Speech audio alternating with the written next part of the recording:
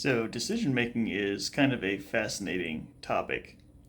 Um, and hearing people like Warren Buffett and Charlie Munger talk about decision making, I think they often stress how that they very rarely say yes. They say no to most things, and that's what part of what they would credit their success to was saying no to many things. So, I think one of the interesting things to consider is whether well, first of all, the idea of a no and a yes are very much interrelated concepts, meaning when you say yes to something, you're also saying no to something else, essentially. Or you're saying, if you say no to something, you're potentially saying yes to something else. So, what would be an example? So, let's say if I say, I say yes, I will take on this other client.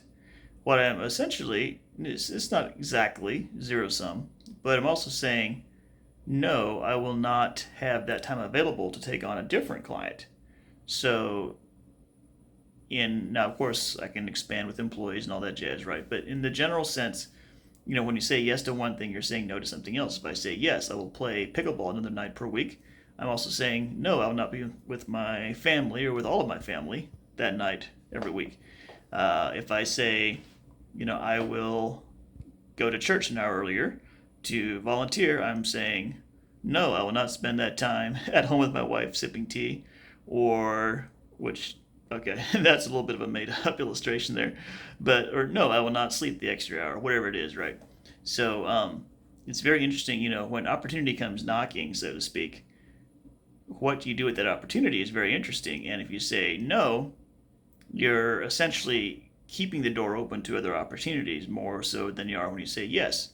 So, however, when you say yes, you have the potential to take advantage of the opportunity, right? So, yes is an opportunity to essentially walk through a door. No is keeping the opportunity open.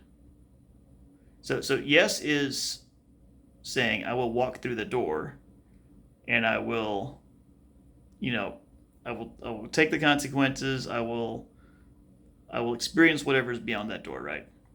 Um, and whereas no is saying essentially I will not walk through that door, meaning that I will maintain the ability to potentially choose between different doors or other doors. Now, there is also the side of it that says that no is also a decision in terms of you're not you are then removing the possibility essentially from experiencing whatever was beyond that door. So let's say if Jeff Bezos had said no to starting Amazon, well then, you know, where would he be now? Who knows? Probably still successful because of some of his core traits, but probably not this successful.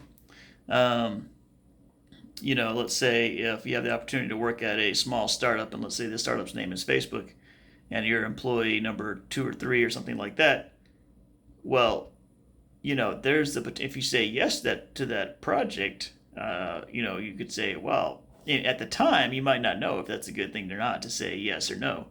Um, but if you say yes, then perhaps you'd have some stock options, etc., or included in your pay, and you could be a very rich person at this point. So it is interesting how that saying yes, in a sense, it removes possibility in the general sense, but it opens up possibility in the specific sense. So a yes is saying essentially that there's a specific opportunity here that I want to take advantage of, that I believe exists.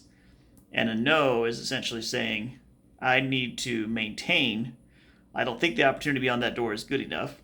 I want to maintain the option to see what other opportunities may come along.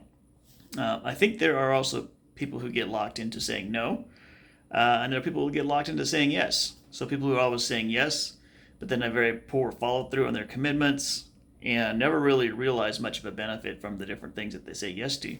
Whereas you have people that say no a lot, and maybe they say no all the time, and maybe it's because of fear or some other issue like that, and they never get that big payout because they were always too afraid to step into anything new, or too skeptical, or too doubtful, or whatever the case may be. So there's not one right philosophy necessarily in terms of whether you should be saying yes more or no more.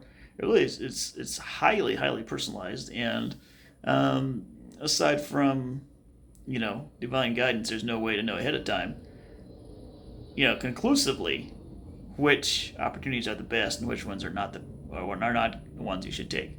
Now, all that being said, do I think we can get better decision making? Yes, I do. Do I think we can get better at learning what are good opportunities and what are bad opportunities? Yes, absolutely. So we can hone the craft even if we cannot predict the future. If that makes sense.